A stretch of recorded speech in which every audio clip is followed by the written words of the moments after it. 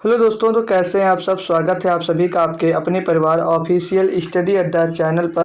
हम लोग दोस्त यूपीएससी 2025 के लिए मैथ की प्रिपरेशन कर रहे हैं, जिसमें हम लोग बात करेंगे कि मैथ की क्लास को किस अकॉर्डिंग कर रहे हैं। तो हम लोग मैथ में बात करें भाई, तो हम लोग प्रीवियस ईयर पेपर सॉल्व कर रहे हैं 2017 का। ठीक है, 2017 का हम लोग प्रीवियस ईयर पेपर सॉल्व कर रहे हैं, जिसमें हम लोग बात करें आज जो टर्न है वो टर्न है 19 दिसंबर 2017 के शिफ्ट 1 का। इसी तरह से हम लोग इसके पिछले बहुत सारे जो पेपर मतलब हुए थे, उन सभी पेपर्स का मैंने आपको एनालिसिस करवाया है। जैसे 12 दिसंबर, 13 दिसंबर, ऐसे जिस जिस डेट में आपके पेपर्स हुए थे, हर डेट में किसी डेट में 2 शिफ्ट हुए हैं, किसी शिफ्ट में 3 शिफ्ट हुए हैं, तो उन सभी पेपर्स का मैंने एनालिसिस करवाया है। अगर उन सभी पेपर्स का सॉल्यूशंस एनालिसिस आप लोग देखना चाहते हैं तो उन सभी की प्लेलिस्ट बन गई है, जाइएगा प्लेलिस्ट में विजिट करिएगा। प्लेलिस्ट की लिंक भी आपको डिस्क्रिप्शन में मिल जाएगी, तो वहां से आप लोग भी प्लेलिस्ट में विजिट कर सकते हैं। और सभी जो पेपर हुए हैं आपके प्रीवियस ईयर, उसमें मैथ के जो 40 क्वेश्चन आते हैं उनका बेहतरीन और बढ़िया सॉल्यूशन आप लोग देख सकते हैं। तो आज हम लोग भाई 19 दिसंबर 2017 के शिफ्ट 1 स्टार्ट करने वाले हैं, जिसमें हम लोग डेली एक शिफ्ट में 2 क्लास करते हैं, पार्ट ए पार्ट बी, ताकि जैसे 40 क्वेश्चन आपके पूछे जाते हैं और 40 क्वेश्चन पर 100 नंबर के आते हैं, तो एक क्लास में हम लोग 20 क्वेश्चन करते हैं। तो आज हम लोग इसके 20 क्वेश्चन करेंगे 19 दिसंबर 2017 के शिफ्ट 1 का, और फिर कल इसके बाकी जो बचे हुए 20 क्वेश्चन हैं उनको सॉल्व कर रहे होंगे। तो चलते हैं आज की क्लास को स्टार्ट करते हैं बिना देरी के। जो भी बच्चे क्लास में जुड़ गए, क्लास को लाइक और शेयर फटाफट कर दीजिएगा, और जो नए हैं भाई तो वो लोग चैनल को भी सब्सक्राइब जरूर कर लेना, ठीक है, ताकि अदर एग्जाम्स की जब भी तैयारी करें और उसके लिए हम मैथ पढ़ाएं तो आप लोग हमारे साथ में जुड़े रह सकें। ठीक है, तो चलते हैं बिना देरी के स्टार्ट करते हैं। आपके सामने रहा आज का ये पहला क्वेश्चन। ठीक है, क्या दिया गया, बहुत प्यारा सा क्वेश्चन है, हिंदी में ही मिल रहा आपको क्योंकि क्वेश्चन बड़ा था, इंग्लिश में लिखते तो आता नहीं। ठीक है, तो चलते हैं देखते हैं इसमें क्या दिया गया है। पढ़ते हैं क्वेश्चन को। 1 नंबर क्या कहता है क्वेश्चन आपसे कि क्वेश्चन नंबर 1, 12,000 रुपए की राशि को 2 भागों में निवेश किया गया है। पहले भाग को 20% प्रति वर्ष साधारण ब्याज पर और दूसरे भाग को 15% प्रति वर्ष साधारण ब्याज पर। यदि 2 वर्षों के बाद इन दोनों भागों से प्राप्त ब्याज में 2,000 रुपए का अंतर है, तो 20% साधारण ब्याज पर कितनी राशि का निवेश किया गया था, ये हमसे क्वेश्चन में पूछा जा रहा है दोस्त। चलते हैं इसको सॉल्व कर लेते हैं आसानी से। अब हम मान लेते हैं जो 20% की रेट पर दिया गई धनराशि है, जो 20% रेट पर दी गई धनराशि होगी, उसको हम लोग मान लेते हैं कि x रुपए दिया गया होगा। कितना रुपया, x रुपए। मैंने मान लिया कि उसको x रुपए दिया गया। ठीक है, x रुपए दिया गया 20% पर। तो अब फिर इसी में मैं पूछता हूँ कि अगर मैं 15% मानूं कि 15% पे कितनी धनराशि दी गई होगी, तो 15% पर आपकी जैसे 20 पर टोटल आपके पास अमाउंट जो था 12,000 रुपये था। हमने आपसे बोले कि 20% प्रतिवर्ष साधारण ब्याज पर निवेश की गई जो राशि है वो x रुपये मान लिया है। क्लियर है इतनी बात? जी सर क्लियर है। तो हम आगे फिर कहते हैं कि जो 15% पे दिया होगा वो टोटल धनराशि में से अगर हम लोग x घटा देते हैं, जैसे 12,000 रुपये में से हम लोग x रुपये घटा देते हैं, तो जितनी बची धनराशि वो हमने किस पे दे दी, 15% ब्याज दर पे दे दी। क्लियर है इतनी बात? कोई दिक्कत कोई परेशानी? बिल्कुल सर नहीं है। तो अब हम लोग फार्मूला पढ़े हैं, क्या पढ़े हैं, SI साधारण ब्याज निकालने का फार्मूला क्या होता है, SI is equal to PRT/100 मूलधन गुणे समय गुणे दर गुणे बटे 100 होता है। Yes sir. तो 20% पे जो दिए होंगे, हमने प्रिंसिपल कितना, इसके लिए प्रिंसिपल कितना जो 20% रेट पर दिया है, इसके लिए सर प्रिंसिपल आपने माना है x रुपए। कितना माना, x रुपए। जी सर। और टाइम कितना था, रेट मतलब जो समय था, समय कितना था, 2 वर्ष की बात करा, 2 लिख दिया। और गुणे में जो रेट है आपके पास 20% है, बटे में क्या आ जाएगा भाई, 100 आ जाएगा। क्लियर है इतनी बात? यहाँ तक कोई समस्या बिल्कुल भी नहीं है। आगे बोला था दूसरे जब 15% के लिए हम लोग SI निकालेंगे, सिंपल इंटरेस्ट निकालेंगे, तो उसके लिए SI इक्वल टू PRT/100 फिर करेंगे। तो इसके लिए जो प्रिंसिपल आ रहा है माय डियर कितना आ रहा है, 12,000 रुपए का आ रहा है। कितने का प्रिंसिपल आ रहा है, 12,000 माइनस x, ये इसके लिए क्या हो जाता है, प्रिंसिपल हो जाता है। Yes sir. और इसके लिए भी समय तो 2 वर्ष इसके लिए भी है। और रेट कितना इसके लिए, इसके लिए रेट दिया गया 15%, और बट्टे में क्या आ जाएगा भाई, 100 आ जाएगा। अब इन दोनों का जो सिंपल इंटरेस्ट निकल कर आएगा, उनका अंतर जो क्वेश्चन में बोला गया कितना, 2,000 रुपए। तो इनका जो अंतर आ रहा है ना मेरे पे भाई, ये जो इनका अंतर है, इनकी माइनस करेंगे इनको आपस में, तो कितना मिल रहा है आपको, 2,000 आ रहा था। कितना आ रहा था, 2,000। एक बार क्लियर कर देंगे, यहाँ तक कोई समस्या कोई दिक्कत नहीं, जो क्वेश्चन में बोला गया था यही किया है। ठीक है, अब इनका आप लोग क्या करो, सोल्यूशन मतलब सॉल्व कर लो इनको। तो 20 दूना 40 x हो जाएगा, यहाँ पर कितना आ जाएगा, 20 दूना 40 x हो जाएगा, 40 x बट्टे में 100 हो जाएगा। 46 मत समझ लेना यार, इसको 40 ही लिखो। 40 x बट्टे में ये क्या आ जाएगा, 100 हो जाएगा। माइनस इसको भी सॉल्व कर लेते हैं अगर हम लोग, तो 15 दूना 30, 30 का गुणा आप लोग भाई जब यहाँ पर करते हो 12,000 में तो कितना हो जाएगा 12,000, तो 12 36 36 3,60,000 हो जाएगा। कर दो सर डायरेक्ट गुणा, तो 3,60,000 हो जाएगा, ये 4 जीरो हो जाएगा। और माइनस का 30 एक्स हो जाएगा, ये एक्स में गुणा होगा। और बट्टे में इधर क्या आ जाएगा भाई आपके 100 आ जाएगा, बट्टे में आपके क्या आ जाएगा 100 आ जाएगा। बराबर में इधर क्या हो जाएगा 2,000। अभी काटना चाहते तो आप लोग इसको 0 से 0 15 से 100 काट डालते, लेकिन क्यों नहीं काटे, क्योंकि यहाँ पे इसका हर बराबर है, तो सॉल्व करने में थोड़ी सी आसानी हो जाएगी, कैलकुलेशन आपको कम पड़ने वाला था इसीलिए। अब इसको जब आप लोग सॉल्व करोगे, जब आप लोग इसको सॉल्व, ये ब्रैकेट में ही है भाई आपके, ठीक है ना, ब्रैकेट में। अब हम लोग जब इसको सॉल्व, तो हर बराबर, तो 100 सीधे एलसीएम इनका 100 ही हो जाएगा। और 100 जाकर हम लोग इधर गुणा करा देंगे भाई 2,000 में गुणा करा देंगे, तो इधर कितना हो जाएगा 2 लाख हो जाएगा। तो इधर क्या बचेगा आपका 40 एक्स बचेगा। और ये माइनस अंदर गुणा होगा तो माइनस का 3,60,000 हो जाएगा, माइनस का 3,60,000 हो जाएगा यहाँ पर भाई। और माइनस माइनस प्लस होकर 30 एक्स बना देगा, प्लस का 30 एक्स। और बराबर में ये 100 उधर जाकर गुणा होगा तो ये 2,000 से तो कितना हो जाएगा 2 लाख हो जाएगा। क्लियर है इतनी बात? जी सर। तो अब यहाँ से और सॉल्व करेंगे तो ये 40 और 30 एक में जुड़ जाएगा, क्योंकि प्लस में दोनों, तो कितना बन जाएगा ये 70 एक्स हो जाएगा। कितना हो जाएगा 70 एक्स बन जाएगा। और ये 3,60,000 इधर माइनस का था, इस साइड में आएगा तो प्लस का हो जाएगा। तो 3,60,000 यहाँ पर हम लोग प्लस कर देंगे तो कितना हो जाएगा 3 तो 5,60,000 हो जाएगा। कितना हो जाएगा 5,60,000। ठीक है भाई। अब इसको 70 से काटते हैं तो 70 28 560, तो 560 कटेगा तो कितना 8,000 बचेगा। तो यक्स की वैल्यू कितनी आ जाएगी आपकी 8,000 आ जाएगी।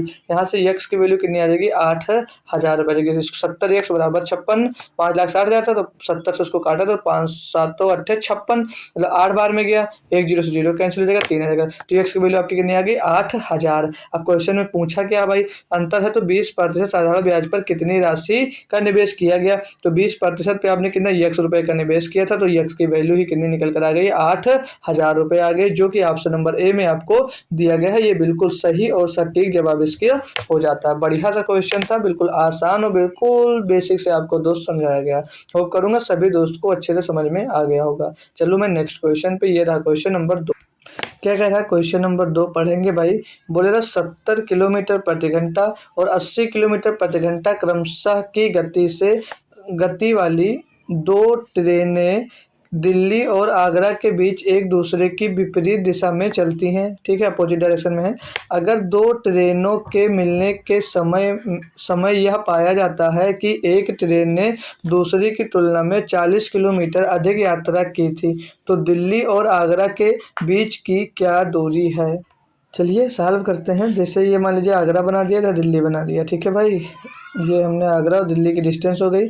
उसने कहा एक ट्रेन है जो 70 किलोमीटर प्रति घंटा की गति से चल रही है, ठीक है, 70 किलोमीटर प्रति घंटा, और दूसरी ट्रेन है जो वो 80 किलोमीटर प्रति घंटा की गति से चल रही है। ये क्वेश्चन में बोला गया, ठीक है हमसे। लेकिन ये कहा कि दोनों ट्रेनों के मिलने का जो समय, यह समय पाया जाता है कि एक ट्रेन ने दूसरी की तुलना में 40 किलोमीटर की अधिक यात्रा कर ली है। अब दोनों ट्रेन जब मिली तो ये पाया गया कि एक ट्रेन ने दूसरी ट्रेन से 40 किलोमीटर की यात्रा अधिक तय की गई है। तो हम लोग मान लेते हैं, तो जो दोनों ट्रेन है उनको मिलने में लगा समय को हम लोग टी मान लेते हैं। कितना मानते हैं, टी समय लगा होगा। कितना समय, टी समय में टी घंटे का समय लगा।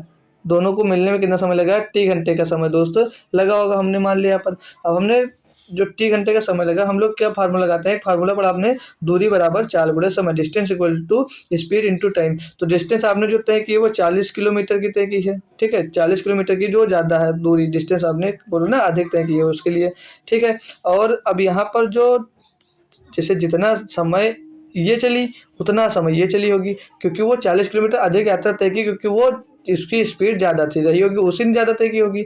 तो जितना समय दोनों के मिलने का समय, जितना समय लगा दोनों के लिए टी बराबर समय लगा है, तो इसकी जो चाल होगी, चाल गुणे समय कितना हो जाएगा, इसके लिए चाल गुणे समय होगा वो कितना हो जाएगा भाई।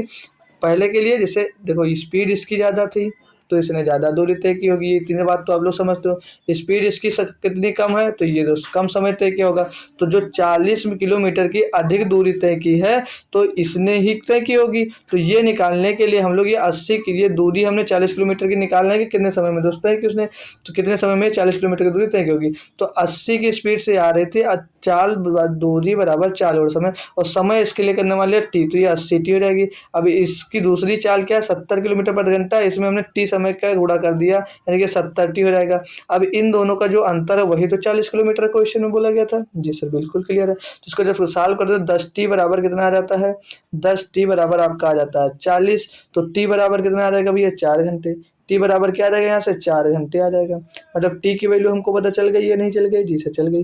तो क्वेश्चन में से पूछा दिल्ली और आगरा के बीच की दूरी बता दीजिएगा।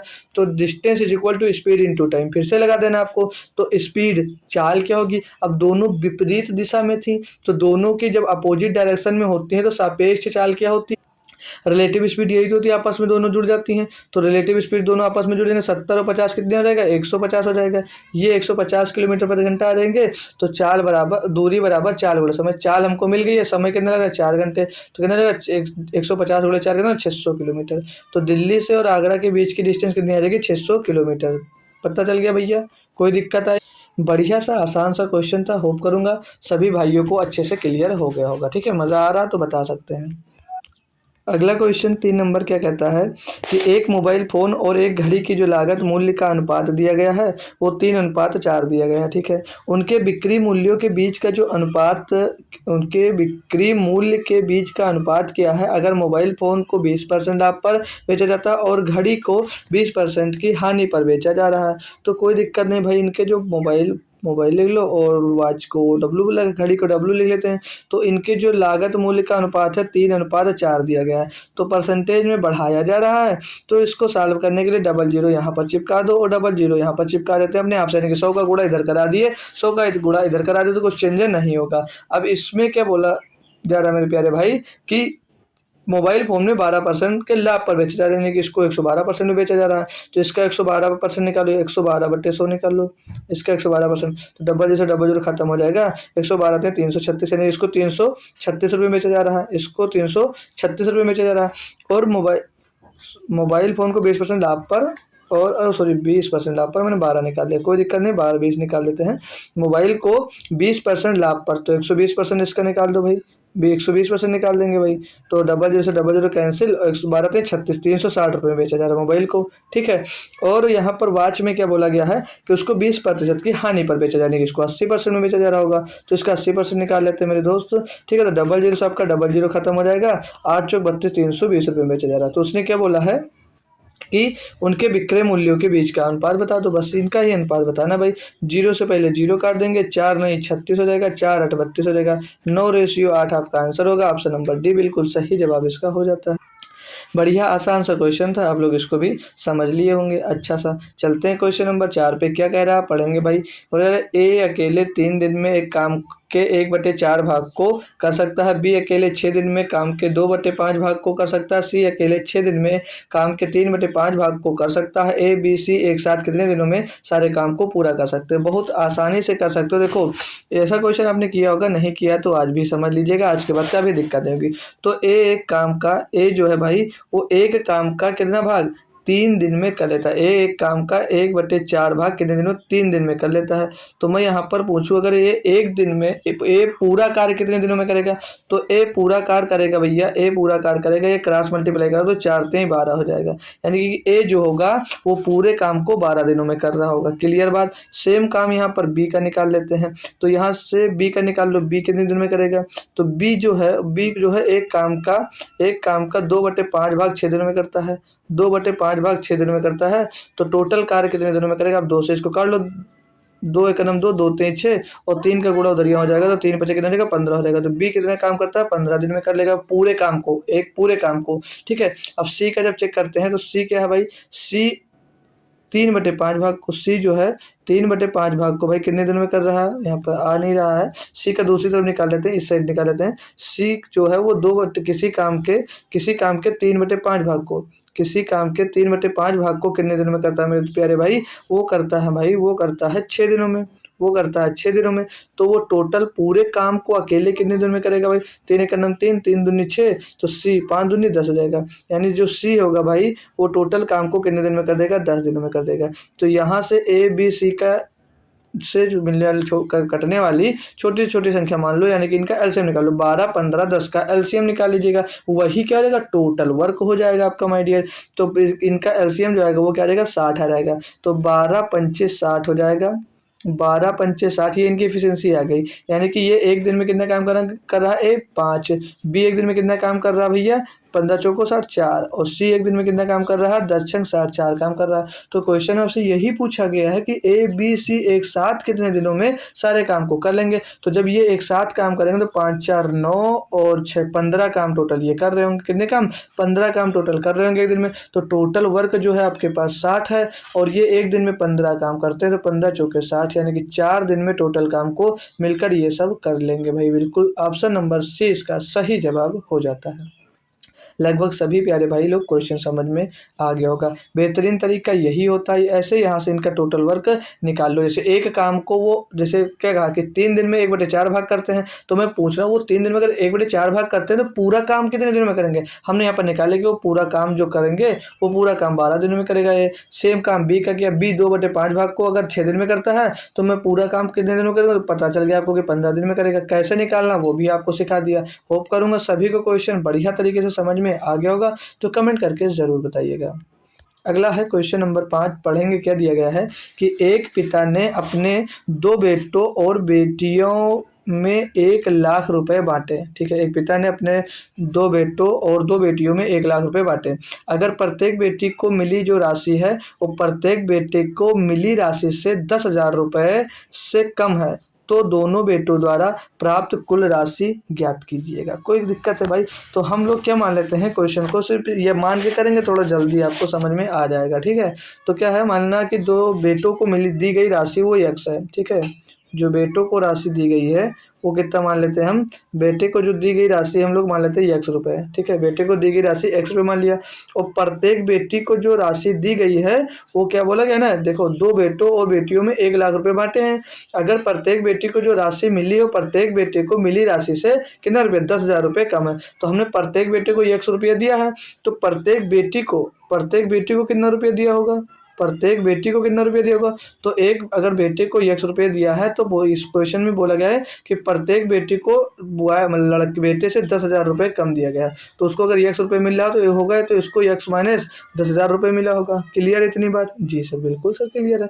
तो अब हम लोग करते क्या है, दोनों बेटों को मिलाकर कितना, एक बेटे को अगर x रुपये मिलता है तो दोनों बेटों को कितना रुपया दिया होगा, 2x दिया होगा या नहीं दिया होगा, बिल्कुल दिया होगा सर। तो और इसमें एक बेटी को अगर x माइनस 10,000 रुपये मिलता है तो 2 बेटियों को तो 2 से इसमें गुणा करवा देते हैं तो दोनों बेटियों का निकल कर आ जाएगा कि 2 बेटियों को इतनी धनराशि देते हैं। अभी जो टोटल देते हैं ये किस में से देते हैं, ये 1,00,000 रुपए के बराबर कर देते हैं इसको। यहाँ से x की वैल्यू फटाक से आप लोग निकाल सकते हैं डियर, बहुत आसानी से समझा दिया आपको। कोई मेथड वगैरह मत लगाओ, 2x हो जाएगा, अंदर उसको मल्टीप्लाई कराएंगे 2x हो जाएगा, अंदर मल्टीप्लाई कराएंगे वो 20,000 हो जाएगा भाई। कितना रहेगा, 20,000 हो जाएगा। बराबर में साइड में क्या रहेगा, 10 नहीं 1,00,000 आ जाएगा भाई। ठीक है, अब इसको 2x 4x हो जाएगा और ये जो 20,000 हुआ 20,000 को इधर भेज देंगे तो इधर 1,20,000 हो जाएगा। इधर साइड में क्या था, माइनस का था। तो 4x इज इक्वल टू 1,20,000, यानी 4x बराबर 1,20,000 हो जाता है। तो 4 से इसको काट देंगे तो 4 3 12, तो 30,000 आ जाएगा। x की वैल्यू कितनी आ जाएगी, 30,000 रुपये आ जाएगी। क्वेश्चन में कहा है तो दोनों बेटों द्वारा प्राप्त की गई कुल राशि, तो एक बेटे का तो हमने माना था प्रत्येक बेटे को x रुपये दे रहे हो, तो एक बेटे को x यानी कि x बराबर अगर कितना है भैया 30,000 आया तो 2 बेटों को मिली, यानी कि 2 बेटों को 2x मिली और 2x मतलब कितना हो जाएगा, 60,000 हो जाएगा। तो दोनों बेटों को कितना रुपया मिला भैया, 60,000 रुपये मिला। ऑप्शन नंबर बी आपका बिल्कुल सही और सटीक जवाब इस क्वेश्चन का हो जाता है। थम्स अप करके बताएंगे। क्वेश्चन ये वाला भी बढ़िया तरीके से क्लियर हो गया। अगला क्वेश्चन देखते हैं भाई, क्वेश्चन नंबर 6 क्या कह रहा है कि एक कार 60 किलोमीटर प्रति घंटे की गति से 240 किलोमीटर की दूरी तय करती है। एक बाइक भी एक निश्चित गति पर उसी दूरी को तय करती है। उसी दूरी को तय करने के लिए कार और बाइक द्वारा लिए गए समय के बीच का जो अनुपात है वो 2:3 है। बाइक द्वारा उसी दूरी को तय करने के लिए कितने घंटों की आवश्यकता होगी अगर बाइक की मौजूदा गति में 20% की वृद्धि की जाती है। बहुत प्यारा सा क्वेश्चन है, कोई दिक्कत नहीं, बहुत आसानी से इसको भी हम लोग सॉल्व कर रहे होंगे। देखो हम लोग यहाँ से कार जो है वो 60 किलोमीटर प्रति घंटे की गति से जा रही है, 240 किलोमीटर की दूरी वो तय करती है। तो मैं पूछता हूँ कि कार कितने समय में इतनी दूरी तय की होगी, तो उसके लिए समय निकालते हैं। समय मतलब टी, टाइम कार को लगा समय, कितना देगा, टी बराबर टोटल डिस्टेंस अपान टाइम, मतलब समय बराबर करता है दूरी बटे चाल। दूरी आपकी 240 किलोमीटर है और आपकी जो चाल है जो चाल है आपकी 60 किलोमीटर प्रति घंटा, 60 से इसको डिवाइड कर देंगे तो 6 चौको 24, 4 घंटे का समय यहाँ पर लग रहा है आपको। कितने समय लग रहा है? 4 घंटे का समय दोस्त लग रहा है। अब आपके क्वेश्चन में बोला कार और बाइक द्वारा लिए गए जो समय का अनुपात हमको यहाँ पर दिया रखा है। क्या अनुपात दिया इनके समय का? इनके समय का अनुपात दिया था माय डियर 2:3, ये तो दिया था जी सर। तो कार का जो समय है, कार का जो समय है कितना दिया गया है? 2:2। कितना दिया? 2:2, यानी कि ये 2 गुना भाई। तो जब कार द्वारा लिया गया जो समय दिया गया 2 घंटे का, तो उनका रेशियो हमको दिया था 2:4 है यार, 1 मिनट, 2:4, यानी कि कितना भाई? ये 2 गुना दिया गया है, ठीक है। तो अब हमको यहाँ से हम लोग कार, ये आपका जो कार है और ये बाइक की चार समय का रेशियो है। तो अगर उस कार को 4 घंटे लग रहे हैं, यानी 1 बराबर कितना आ गया? 2 आ गया भाई। तो 3 बराबर कितना हो जाएगा? 6 हो जाएगा। यानी कि जो बाइक को समय लगा वो कितने घंटे का लगा भैया? 6 घंटे का समय लगा। यहाँ तक कोई दिक्कत, कोई परेशानी नहीं हो, एक बार पूछ सकते हैं आप लोग। बिल्कुल नहीं है ऐसा, समय पता है। और क्वेश्चन में पूछा, आप क्वेश्चन में हमसे आगे ये कहा था कि बाइक द्वारा उसी दूरी को तय करने के लिए कितने घंटों की आवश्यकता होगी अगर बाइक की मौजूदा गति में 20% की वृद्धि कर दी जाए। तो हमको नहीं पता है कि बाइक की गति क्या होगी, लेकिन यहाँ पर आप लोग जब देख रहे हो भाई, अब हम लोग क्या कर सकते हैं? अब हम लोग बाइक की पुरानी जो जिस स्पीड से वो तय कर रहा था हम उसकी चाल निकाल लेते हैं।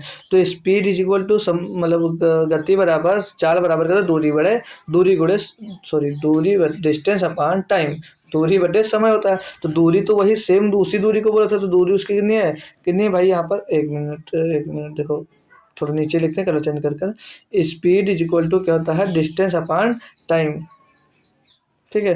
तो speed is equal to distance, distance तो अभी उसने बोला उसी दूरी को 240 किलोमीटर की कितने समय से 6 घंटे में तय करा, क्योंकि यहाँ पर हमने निकाल लिया। 6 से इसको काट देंगे भाई, 6 चौको 24, कितना आ गया भैया? 40। कितना आ गया भाई? 40 किलोमीटर प्रति घंटा आपके क्या आ गया भैया? मोटरसाइकिल की चाल आ गई, बाइक की चाल आ गई। अब उसने कहा है कि बाइक द्वारा उसी दूरी को तय करने के लिए कितने घंटों की आवश्यकता होगी अगर बाइक की मौजूदा गति में 20% की वृद्धि कर दी जाती है। तो मौजूदा गति उसकी कितनी? 40 किलोमीटर प्रति घंटा। इसमें 20% की वृद्धि, यानी कि अगर ये 120 की गति से चले तो उसको साल करते हैं 0 से 1 0, 1 0 से 1 0, 12 चौक 48। अब इसकी जो गति आगे कितनी है? 48 किलोमीटर प्रति घंटा। यानी कि अब उसने कहा है कि अब टाइम निकालो, दूरी वही है 240 किलोमीटर की, और अगर 48 किलोमीटर प्रति घंटा की गति से तय करते हो तो अब कितने घंटे का समय लगेगा? तो 48 पंचे 240। अब आपको समय लगेगा 5 घंटे का। अब आपको समय कितना लगेगा? 5 घंटे का, जो कि ऑप्शन नंबर डी में देखने को आपको मिल रहा होगा। कुछ भी दम नहीं था क्वेश्चन में, काफी आसान क्वेश्चन दोस्त था, ठीक है। बढ़िया सा, एक प्यारा सा, ये भी क्लियर। क्वेश्चन नंबर 6 पे बात करेंगे। 7 पे कह दिया गया कि वर्ष 2016 में एक स्कूल में 2000 छात्र होते हैं, जिनमें से 60% लड़के। अगर आगामी वर्षों में प्रत्येक वर्ष में नए 100 लड़के और 60 लड़कियां भर्ती होती हैं, तो वर्ष 2018 में प्रत्येक लड़कों की संख्या और लड़कियों की संख्या में क्या अनुपात होगा? ये हमसे क्वेश्चन में पूछा गया है। तो क्वेश्चन में वर्ष 2016 में 2000 छात्र होते हैं, जिनमें से 60% लड़के होते हैं।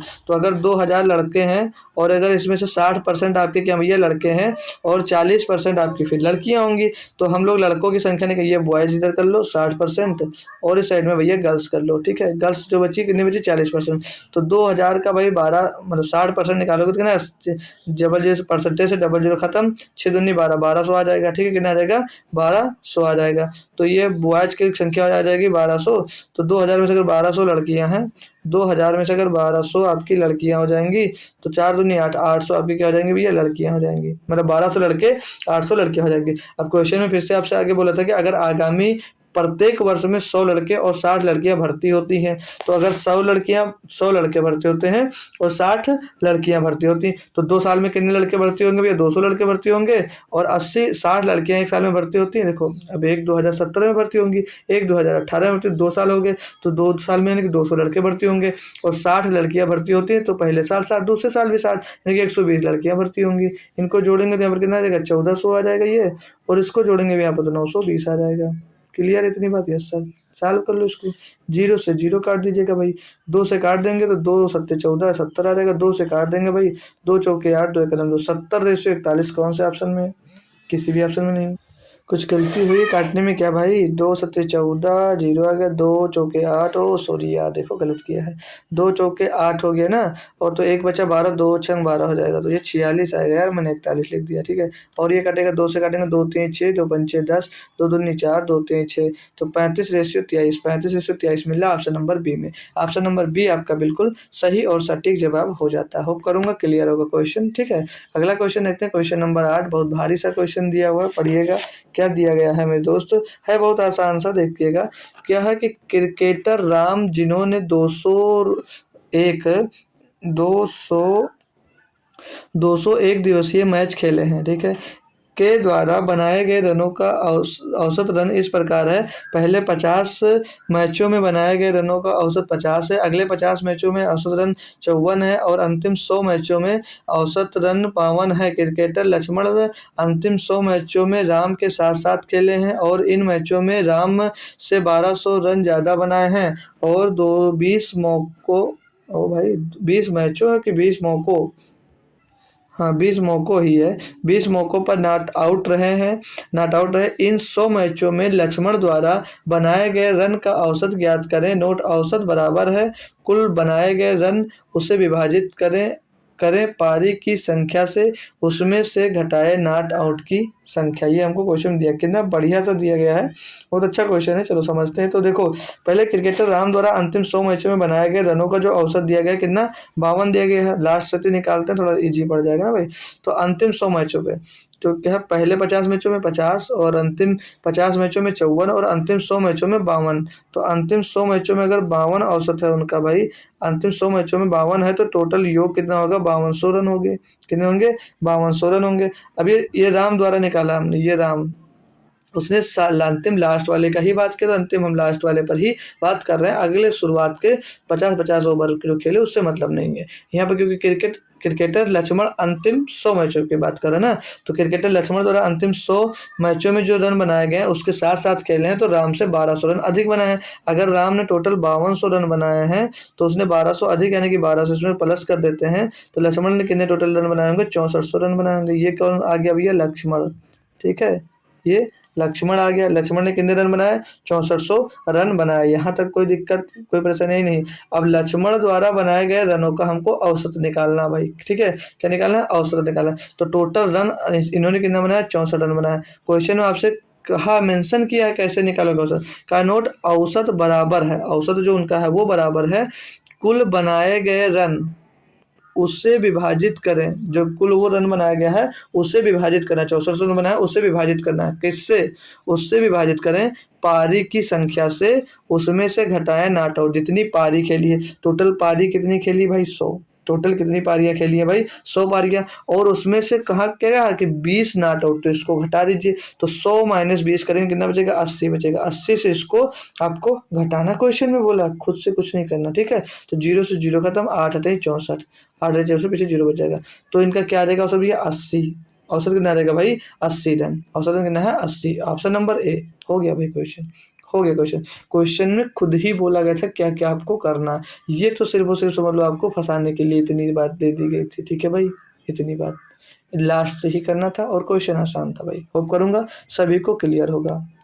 अगला क्वेश्चन 9 नंबर क्या कहता है कि एक मिश्रण में दूध और पानी का जो अनुपात हमको दिया गया है, एक मिश्रण में दूध और पानी का अनुपात दिया गया है 21:4। तो दूध यानी कि मिल्क, और पानी मतलब वाटर, तो इनका अनुपात दिया गया है 21:4।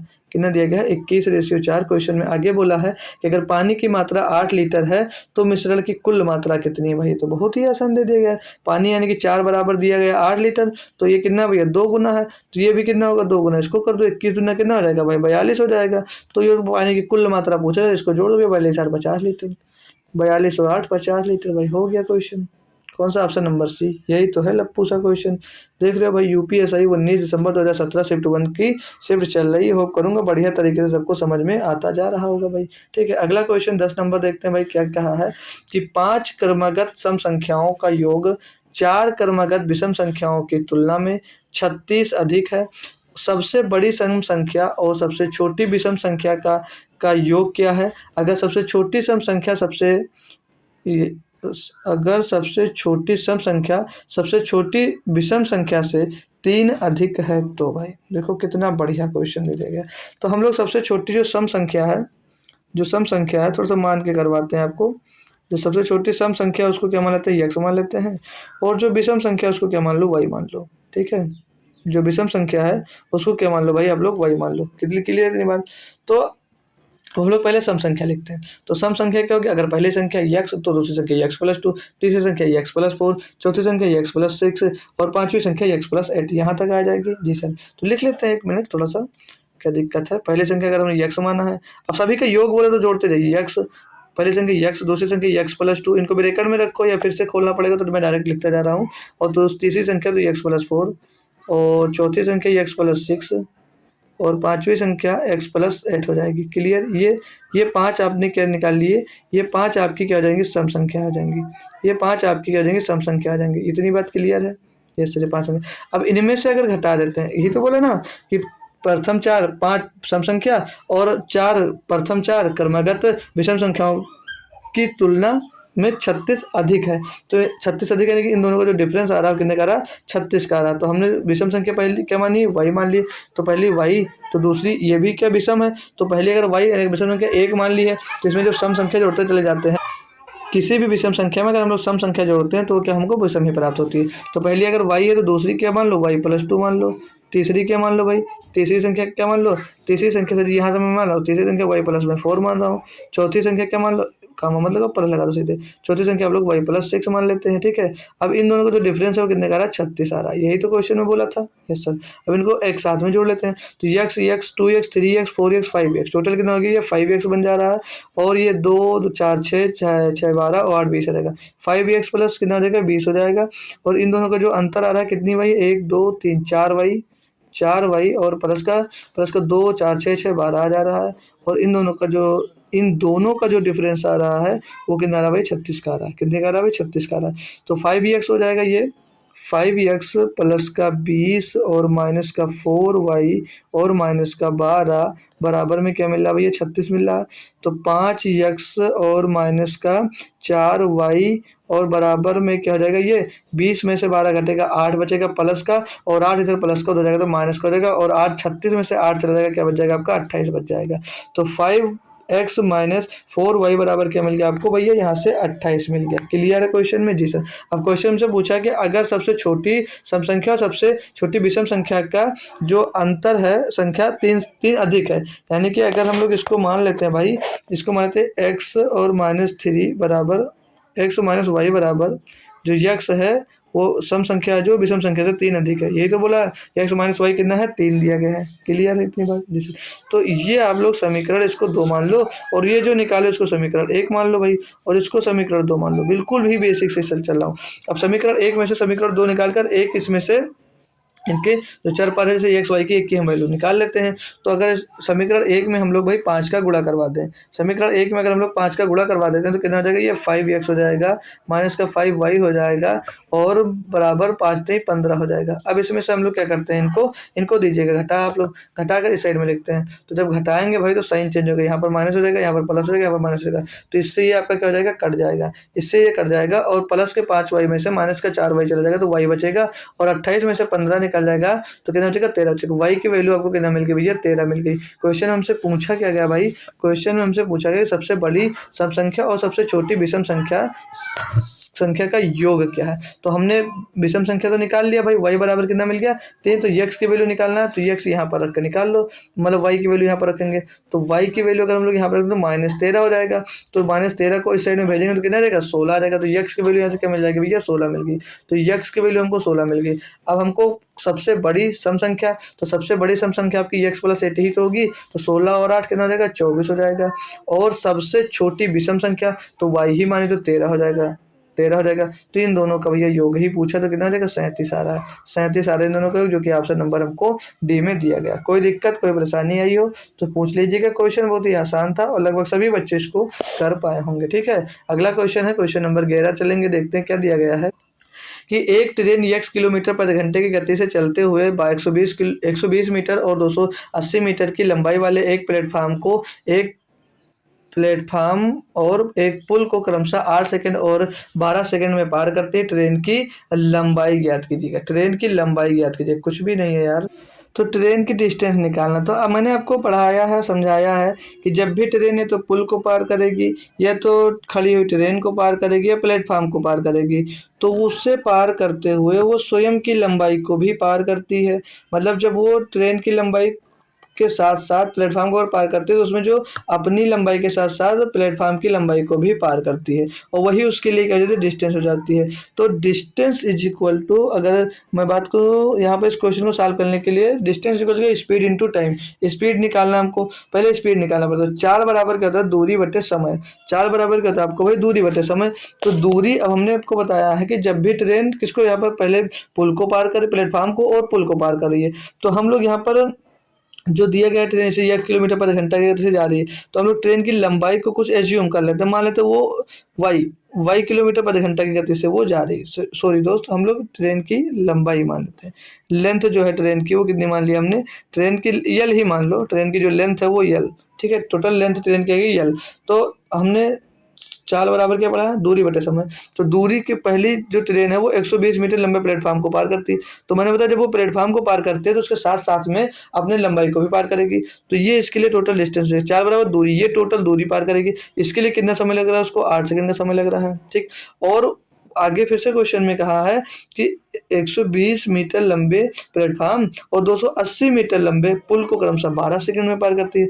तो उसके अब चाल सभी के लिए क्या है, x किलोमीटर प्रति घंटा, दोनों के लिए चाल बराबर है। तो चाल बराबर दूरी बटे समय, तो दूरी इस चाल दोनों के लिए बराबर है, तो सेम चाल से इसको भी तय कर रही है। तो इसके लिए भी चाल कितनी होगी, 280 उसके लिए चाल, और ट्रेन की जो लंबाई है वो है कितनी, यल है, बट्टे में कितनी समय कितना ले रहा है भाई, 12 सेकंड का। दोनों बराबर हो गए भाई, दोनों क्या हो गए भाई, बराबर हो गए। अब यहाँ से हम लोग दोनों से जब इसको सॉल्व करते हैं भाई, तो 4 से इसको काट देंगे, 4 दूनी 8, 4 3 12 हो जाएगा भाई। और अब इसको क्रॉस मल्टीप्लाई करेंगे तो 12 3 कितना हो जाएगा, 36 हो जाएगा, 360, और प्लस का 3l हो जाएगा, और बराबर में 2 560 हो जाएगा, और प्लस का 2l हो जाएगा।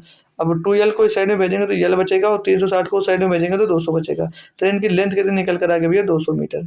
ऑप्शन नंबर बी बिल्कुल सही जवाब हो जाता है। क्या दम था भाई क्वेश्चन में, कुछ भी नहीं था। और समझना यही था आपको कि यहाँ पर ये स्टेप आप कैसे करते भाई, ये स्टेप आप लोग कैसे करते। फिर से क्लियर करूंगा, चाल उसकी दोनों के लिए बराबर होगी, चाल बराबर दूरी बटे समय। दूरी कितनी होगी भाई, वो प्लेटफॉर्म की लंबाई के साथ साथ में स्वयं की लंबाई को पार करते हैं, इसलिए डिस्टेंस दोनों के जोड़ देंगे। तो हमने ट्रेन की डिस्टेंस को, जो ट्रेन की लंबाई थी उसको यल मान लिया था, बस। चाल बराबर दूरी बटे समय, टोटल दूरी निकाली, समय निकाल लिया भाई। दोनों चाल बराबर थे इसलिए दोनों को बराबर रखकर सॉल्व कर दिया, आंसर आपका आ गया। अगला क्वेश्चन, क्वेश्चन नंबर ये 11 क्या दिया गया भाई, 12 नंबर क्या बोला था, दो सही एक सही 2/3। तो इसको सॉल्व करते हैं तो 3 एकम 3 2 5/3 यहाँ से आ जाएगा भाई। इसको सॉल्व करते हैं 5 3 15 4 19/5 आ जाएगा भाई। और इसको सॉल्व करते हैं जब 9 7 63 63 बटे 71 71 बटे में 9 आ जाएगा भाई। और माइनस का 6 चौको 24 24 और 5 29 बटे में दोस्त 6 आ जाएगा, 29 बटे में ये 6 आ जाएगा। अब इनको एलसीएम लेकर सॉल्व कर लो भाई, बहुत आसान होगा। तो 5 3 का एलसीएम 15 15 और 9 15 9 का एलसीएम 45 45 और 6 का एलसीएम 3 कामन दोनों 90। इन सभी का जो एलसीएम आ रहा है कितना आ रहा है भाई, 90 आ रहा है। बाकी क्वेश्चन से भी देखकर 90 बना सकते हो, देख सकते हो कि 90 ही होगा, क्योंकि सभी के बट्टे में क्या दिया गया था माय डियर, 90 दिया गया था। तो इन सभी का एलसीएम कितना आ जाएगा, 90 आ जाएगा। तो 90 बनाने के 3 में 30 का गुणा किया तो 30 का गुणा ऊपर भी हो जाएगा, कितना हो जाएगा 150 हो जाएगा ये। और यहाँ पर भी 5 18 18 का गुणा 19 में करवा दीजिएगा, 18 9 भैया 162 का 2 से लेगा 16, 18 का 18 18 और 16 34 हो जाएगा, 342। 71 10 का गुणा हुआ 710 हो जाएगा, माइनस करेंगे यहाँ पर 15 छक्का 90, 15 का गुणा 29 में करवा दीजिएगा, 15 में 135 का 5 से लाएगा 13, 15 में 30 और 13 43 हो जाएगा। अब इनको सबको जोड़कर सीधे घटाते चलिएगा भाई, तो 0 2 2 कटेगा नहीं, 2 में 5 जाएगा यानी कि 12 12 में 5 जाएगा, क्या बचेगा भैया 7 बचेगा। ठीक है, क्लियर थी बात जी सर, सीधे सीधे करते चल रहे हैं। ठीक है, और यहाँ पर क्या बचा 5 और 4 9 9 और 1 10, तो एक हासिल दे दीजिए, 9 बचा था, 9 में भाई आपका 3 जाएगा तो कितना बच जाएगा यहाँ पर 6 बच जाएगा। आगे 1 3 4 4 और 7 11, 11 में 4 जाएगा, 11 में 4 जाएगा सर 7 बचेगा, 767 बटे में 90 बचेगा। अब इसको आपको क्या करना डिवाइड, तो 9 अट्ठे 72, 8 बार में जा रहा है, 9 अट्ठे 72, 720, ऊपर कितना बचेगा 47। तो 8 सही 47/90 इसका सही जवाब होगा। देख सकते हो किस क्वेश्चन मतलब किस ऑप्शन में, तो ऑप्शन नंबर बी में दिया गया है। ऑप्शन नंबर बी बिल्कुल सही जवाब हो जाएगा। एक लप्पू सा क्वेश्चन दिया गया था, सभी लोग आसानी से इसको कर पाएंगे। ठीक है, चलिए नेक्स्ट क्वेश्चन पे देखते हैं भाई। क्वेश्चन नंबर 13 आपको क्या कहता है। बोला जा रहा है कि यदि एक वर्ष में 15 जनवरी को सोमवार है, एक वर्ष में 15 जनवरी को सोमवार है, तो उसी वर्ष की 13 फरवरी को कौन सा दिन होगा। तो कुछ भी नहीं है यार, बहुत ही आसान है। कहते देखो 15 जनवरी से माय डियर फ्रेंड्स हम लोग 15 फरवरी तक अगर जाते हैं तो कितने दिन आते हैं, टोटल 31 दिन आते हैं। 31 को 7 से डिवाइड कर देते हैं भाई, तो शेष कितना बच रहा है आपका, 3 नहीं दिन, हाँ 3 बच रहा शेष, 3 दिन आ गया। तो 3 सोमवार में आप लोग प्लस कर दो, तो सोम के बाद मंगल आएगा, मंगल के बाद बुध आएगा, बुध के ट्यूसडे लिखो ना, सोमवार के बाद ट्यूसडे, फिर वेडनेसडे, फिर थर्सडे। तो ये आ गया आपका 15 फरवरी का दिन। तो 15 फरवरी को ये, 14 फरवरी को ये, तो 13 फरवरी को ये, तो ट्यूसडे यानी कि मंगलवार। ऑप्शन नंबर सी सही जवाब है। बाकी जोड़कर भी निकाल सकते, इतना भी लंबा नहीं था माय डियर। ये 15 जनवरी को सोमवार, तो 22 जनवरी को क्या होगा भैया, सोमवार। 22 जनवरी को सोमवार, तो 29 जनवरी को क्या होगा भाई सर जी, सोमवार ही होगा। अब 29 में 7 प्लस करना, जनवरी आपका 31 का होता है, यानी कि 5 फरवरी को क्या होगा, 5 फरवरी को सर जी सोमवार। 5 7 12, 12 फरवरी को क्या होगा सर, सोमवार। तो 13 फरवरी को मंगलवार। ऐसे भी निकाल सकते हो। नहीं भी आता माय डियर तब भी ये क्वेश्चन हो सकते हैं, इतना भी टफ क्वेश्चन नहीं था। ठीक है भाई, सभी लोग कर सकते थे। अगला है सिंप्लीफिकेशन का क्वेश्चन है, चलो इसको भी सॉल्व करते हैं। और यहाँ पर देखो, अब ये जो क्वेश्चन है भारी भरकम सा दिख रहा होगा, लेकिन इसको इजीली आप लोग कैसे सॉल्व कर सकते हो, इसके लिए मैं 2 फार्मूले आपको बताऊंगा। आपने पढ़े हैं तो अच्छी बात है, नहीं है तो याद सीख लीजिएगा। ठीक है, और ये फार्मूले याद कर कर रख लो, हमेशा यूज होगा। तो आप फार्मूला अगर पढ़ें तो अच्छी बात है, नहीं है तो मैं लिखवा दे रहा हूँ। एक जगह पे आप लोग नोट कर कर लिख लीजिएगा कि a प्लस बी का होल स्क्वायर, और प्लस a माइनस बी का whole square, is equal to क्या होता है। तो ये होता है 2a स्क्वायर, थोड़ा सा पतला कर लेता हूँ, 1 मिनट। हाँ ठीक है, तो अगर a प्लस बी का whole square plus a minus B का whole square is equal to होता है 2a स्क्वायर और प्लस का b स्क्वायर, ये होता है फार्मूला। ठीक है, b square, a plus B का whole square plus a minus B का whole square equal to 2a plus B का होल स्क्वायर, ये फार्मूला होता है। दूसरा फार्मूला आपने पढ़ा होगा, एक फार्मूला और, a प्लस बी का होल स्क्वायर, लिख जा भाई अच्छे से यार, a प्लस बी का whole square minus a minus B का whole square is equal to पढ़ा होगा आपने 4ab। ऐसा मैंने पेट में बहुत सारे फार्मूले आपको लिखवाए थे, अगर याद होंगे आपको तो। ये 2 फार्मूले यहाँ पर यूज होंगे, कैसे होंगे वो बता दे रहा हूँ। एक a प्लस बी का whole square plus a minus B का whole square equal to 2a square plus B square. दूसरा होता है a प्लस बी का whole square minus a minus B का whole square equal to 4ab होता है। तो यहाँ पर जब आप लोग क्वेश्चन में आते हैं फिर से, तो ऊपर देखेंगे a प्लस बी का whole square plus a minus B का होल स्क्वायर दिया है, तो इसकी जगह पे हम लोग क्या लिख सकते हैं, 2 ब्रैकेट में a square plus B square. तो यहाँ पर हम लोग क्या लिख देंगे, 2a square plus B square, 35 का स्क्वायर, यानी कि 35 का स्क्वायर और माइनस का 22 का स्क्वायर, प्लस का 22 का स्क्वायर, माइनस का नहीं, प्लस का 22 स्क्वायर। इसकी जगह भी ये पुट कर सकते हैं हम लोग फार्मूले से। ठीक है जी सर। फिर बट्टे में इसके क्या दिया गया, बट्टे में दिया गया 35 का स्क्वायर और प्लस 22 का स्क्वायर, ये ब्रैकेट आपका क्लोज हो गया, मल्टीप्लाई का साइन लगा है।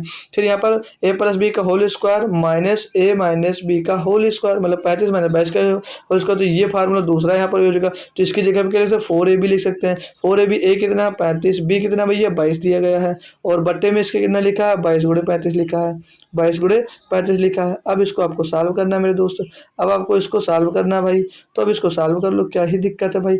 तो ये 22 गुणे 35 से 35 गुणे 22 गया, और ये 35 स्क्वायर प्लस 22 स्क्वायर से 35 प्लस 22 स्क्वायर गया, तो 2 गुणे में 4 बच गया, 4 दूनी 8, इसका सही जवाब आ गया। ऑप्शन नंबर देख लो डी, डी सही जवाब होगा। अगर नहीं आता फार्मूला तो करते रहो कैलकुलेशन, ज़माने बीत जाएंगे, आपको 2 घंटे तो इसी में लगा दोगे भाई, नहीं हो पाएगा। फार्मूला याद था, कर देते तुरंत भाई। 15 नंबर क्वेश्चन पढ़ेंगे, क्या दिया गया है कि एक संख्या x को दूसरी संख्या से विभाजित किया जाता है जो x से 3 कम है। इस प्रकार प्राप्त परिणामी संख्या को जब एक अन्य संख्या से गुणा किया जाता है जो x के मान का 4 गुना है तो परिणाम 48 होता है। यक्स का हमको यहाँ पर मान निकाल कर बताना है। क्वेश्चन में कहा गया कि एक संख्या यक्स को दूसरी संख्या से विभाजित करें जो यक्स से 3 कम है, तो उससे कितना कम है भाई, 3 कम है, तो ये इससे हमने इसको विभाजित करवा दिया। विभाजित करवा दिया तो बोला ठीक है, ये हमको वो जो संख्या बोला गया वो संख्या हमको यहाँ पर मिल गई। आगे क्वेश्चन में बोला है इस प्रकार प्राप्त परिणामी संख्या को जब एक अन्य संख्या से गुणा किया जाता है जो यक्स के मान का 4 गुना है, तो यक्स के मान का 4 गुना की वो संख्या कितनी होगी, 4x हो जाएगी। क्लियर इतनी बात जी सर। तो परिणामी संख्या 48 होती है, तो परिणामी संख्या जो प्राप्त होता है कितना होता है, वो 48 होता है। तो यक्स का मान यहाँ से निकाल लो यार, अब क्या दिक्कत है, कोई दिक्कत है सर जी? बिल्कुल है, तो मजा आ गया।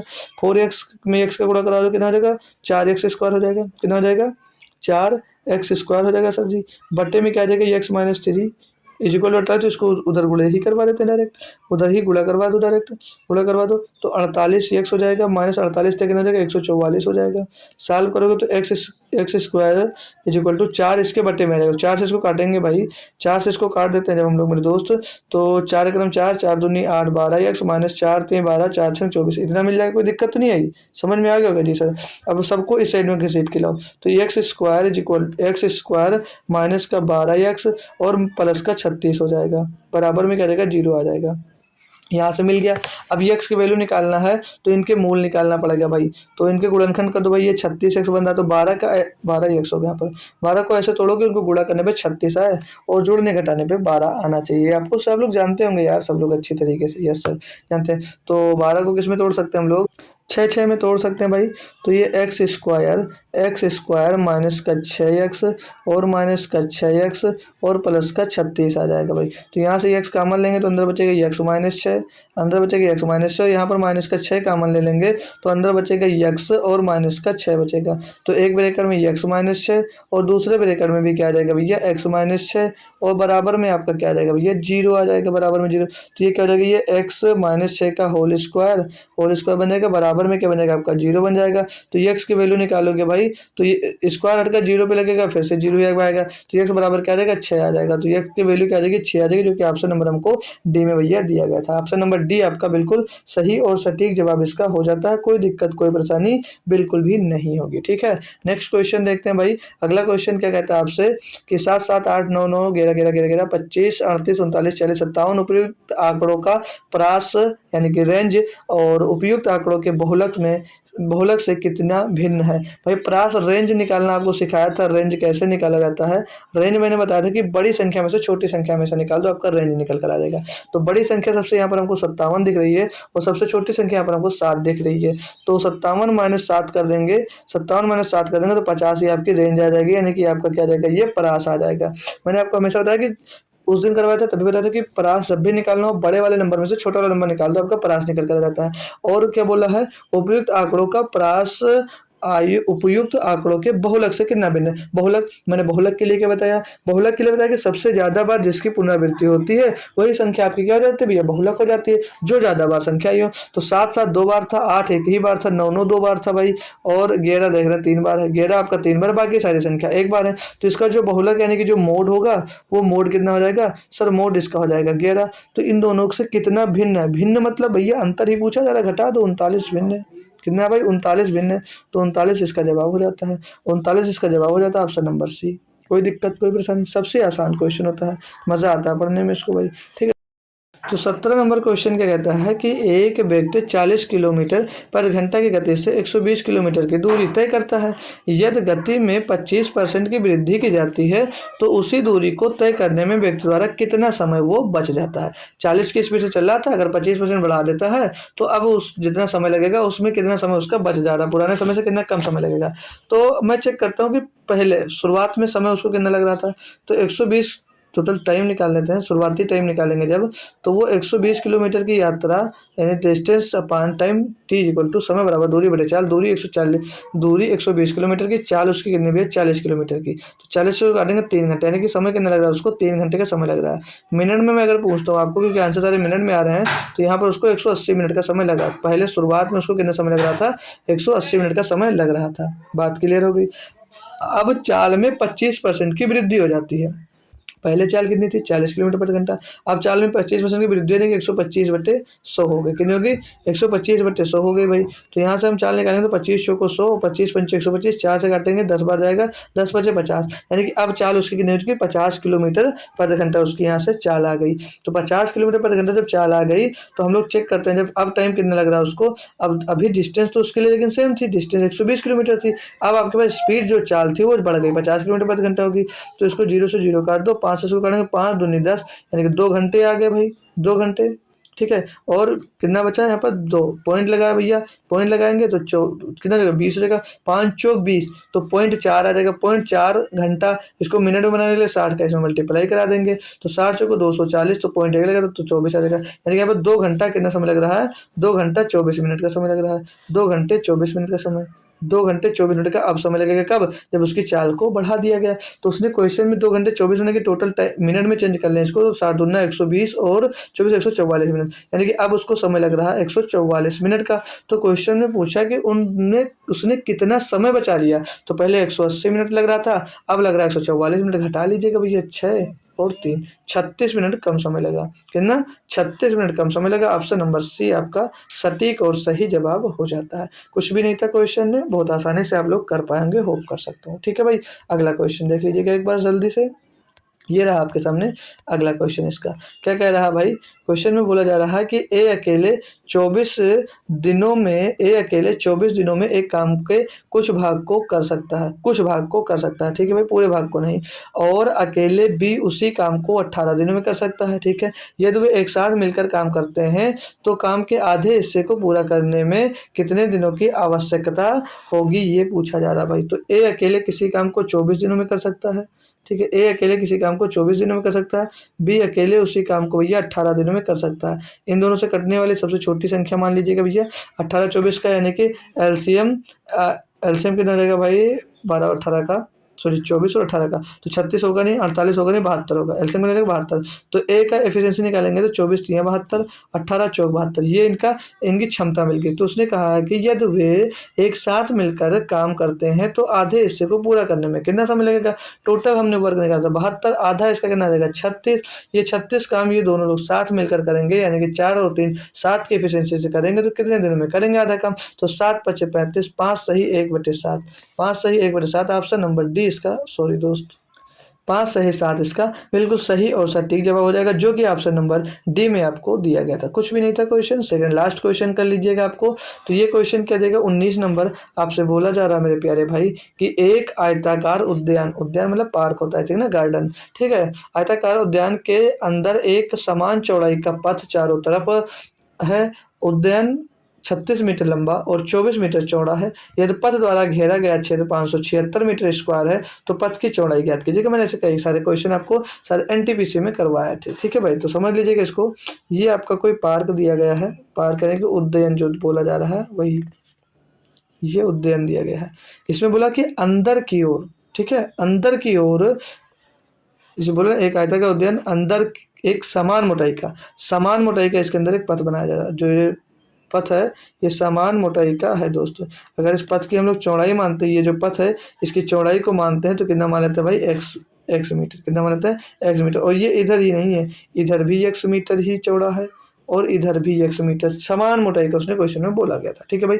और उद्यान की जो लंबाई चौड़ाई दी गई वो 36 मीटर, और ये 36 मीटर लंबा और 24 मीटर चौड़ा यहाँ पर क्वेश्चन में दिया गया। तो ये तो पथ द्वारा घेरा गया जो क्षेत्र है, टोटल क्षेत्रफल कितना है भाई, जो ये टोटल जो पथ द्वारा टोटल ये क्षेत्रफल घेरा गया है ये कितना भाई 576 मीटर स्क्वायर है। तो पथ की टोटल ये क्षेत्रफल से उद्यान द्वारा घेरा ना, ये तो पथ द्वारा घेरा गया क्षेत्रफल इतना मीटर, तो पथ की चौड़ाई, हाँ, तो ये जो क्षेत्रफल टोटल क्षेत्रफल जो घेरा गया कितना, इतना 576 मीटर स्क्वायर है। तो इसकी हमको चौड़ाई यानी एक्स की वैल्यू यहाँ से निकालना है, ठीक है। तो हम लोग क्या करते हैं मेरे भाई, हम लोग पूरे क्षेत्रफल में से, पूरे के क्षेत्रफल में से, पूरे के क्षेत्र में जो अंदर वाला क्षेत्रफल बच रहा है इसको घटा देते हैं तो पथ का पूरा क्षेत्रफल मिल जाता है। ये बात सभी बच्चे को लगभग आती होगी बात, यस सर आती है। तो पूरे का क्षेत्रफल क्या होगा, लंबाई गुणे चौड़ाई, पूरे का जो क्षेत्रफल होगा तो 36 गुणे 24 ये पूरे का क्षेत्रफल आ जाएगा, 36 गुणे 24। अब इसमें से हम लोग अंदर वाले का क्षेत्रफल क्या कर देते हैं, माइनस कर देते हैं। ठीक है भाई, क्या करते हैं, माइनस कर देते हैं। तो माय डियर फ्रेंड्स ये टोटल जो लंबाई है, जो टोटल लंबाई है ये तो कितनी है भाई, 36 ही मीटर है सबके लिए, तो ये 36 हो जाएगा, 36 हो जाएगा। ठीक है, माइनस क्या कर देंगे भाई, अब ये टोटल हम लोग लंबाई लेंगे, ये टोटल तो कितने एक्स एक्स कितना मोटा है, इसकी कितनी हो जाएगी, 2x हो जाएगी, कितनी हो जाएगी, 2x हो जाएगी। क्लियर भाई, यस सर बिल्कुल क्लियर है। तो ये इसको ब्रैकेट में कर देते हैं। फिर इसमें से हम लोग इसी में से दूसरे तरफ की निकालते हैं भाई। अब लंबाई मीटर चौड़ा जो चौड़ाई है उसकी बात कर लेंगे, इसकी बात कर लेंगे, ठीक है, इसकी बात कर लेंगे। तो ये 24 माइनस, इसमें से 24 माइनस ये जो टोटल ये जो इसकी मोटाई है चौड़ाई है कितनी, 2x हो जाएगी। इधर से भी हम लोग क्या करेंगे, 2x निकाल लेंगे, इसमें से भी हम लोग क्या करेंगे, 2x निकाल देते हैं। ठीक है, तो अब कितना बच रहा है, जो अब बच रहा है वो कितना बच रहा है, 576 मीटर स्क्वायर क्षेत्रफल। ठीक है, ये इस क्वेश्चन में हमको दिया गया इतने क्वेश्चन। अब इसको आप लोग सॉल्व करो। तो सॉल्व करते हैं तो ये 36 गुणे 24 करते हैं, 24 छक्का कितना हो जाता है भैया, 24 पंचे 120, 24 छक्का 144 का 4 आ जाएगा, हासिल आएगा आपके पास 14, 24 3 72 और 14 86 हो जाएगा, 864 हो जाता है। माइनस अंदर सॉल्व करेंगे तो अंदर भी हम लोग अगर सॉल्व करते हैं इसको भाई तो कितना मिल रहा है यहाँ पर, 36 का गुणा 24 से कराएंगे फिर से वही 864 मिल जाएगा। फिर 36 का गुणा 2 में कराएंगे तो 36 36 दूना कितना हो जाएगा, 72 हो जाएगा ना भाई, 36 दूना 72 एक्स हो जाएगा, 36 दूना 72 एक्स होगा, वो भी माइनस का होगा, 36 दूना 72 एक्स हो जाएगा। फिर इस 2x का गुणा भाई 24 में करा दोगे तो कितना होगा, 24 दूना 48, तो माइनस का 48 एक्स हो जाएगा। और 2x का गुणा 2x में होगा तो कितना बना देगा, प्लस का 4x स्क्वायर बना देगा, प्लस का 4x स्क्वायर बना देगा। थोड़ा सा कैलकुलेटिव पड़ रहा है आप लोगों को तो छोड़कर मत भाग जाइएगा। ठीक है भाई, 576 एक ऐसे क्वेश्चन आ भी सकते हैं आपके पास। ठीक है, अब इसको हम लोग सॉल्व करते हैं जब, तो यहाँ पर ये 864 एक्स हो जाएगा, 864 माइनस का, अब इसको ब्रैकेट खोलेंगे तो माइनस अंदर इंटर होगा तो 864 ये मिल जाएगा। और फिर माइनस का 72 था तो ये कितना रहेगा, प्लस का 72 हो जाएगा। और ये माइनस का 48 था तो ये भी प्लस का 48 हो जाएगा। तो इन दोनों को जोड़ लेंगे यहीं पर, तो इन दोनों को जोड़ लेंगे तो 72 और 8 80 और 40 120 एक्स हो जाएगा, कितना रहेगा 120 हो जाएगा।